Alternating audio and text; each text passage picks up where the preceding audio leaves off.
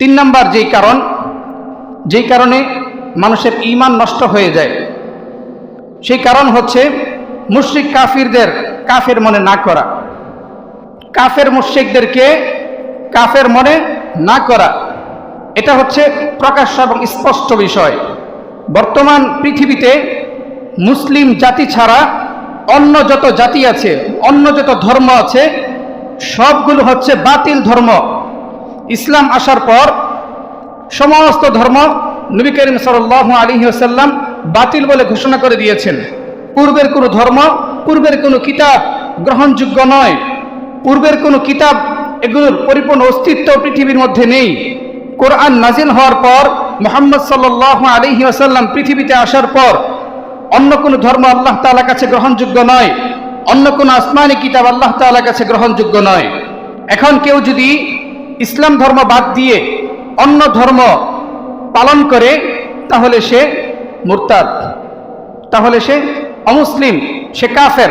তাকে পরিপূর্ণ কাফের হিসেবে ধরতে হবে। হিন্দু, বৌদ্ধ, খ্রিস্টান, ইহুদি, যত ধর্মের মানুষ আছে, আর সবাই হচ্ছে কাফের। ওরা পরিপূর্ণরূপে আল্লাহ তাআলাকে অবিশ্বাস করে অথবা হুজুর সাল্লাল্লাহু আলাইহি ওয়াসাল্লামকে অবিশ্বাস করে, এই জন্য তারা কাফের। তাদের বিষয়টা হচ্ছে পরিপূর্ণরূপে স্পষ্ট।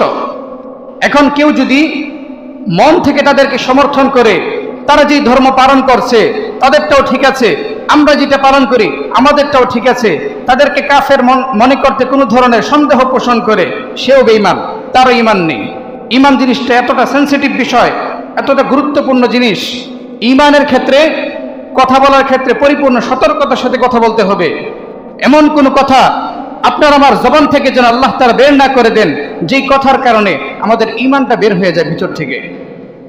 যদি ঈমানটা ভিতর থেকে চলে যায়, তাহলে সারা জীবন মসজিদে এসে 5 ওয়াক্ত নামাজ জামাতের সাথে আদায় করে কোনো লাভ নেই, এত কষ্ট করে রোজা রেখে কোনো লাভ নেই, এত কষ্টের জীবন যাপন করে কোনো লাভ নেই।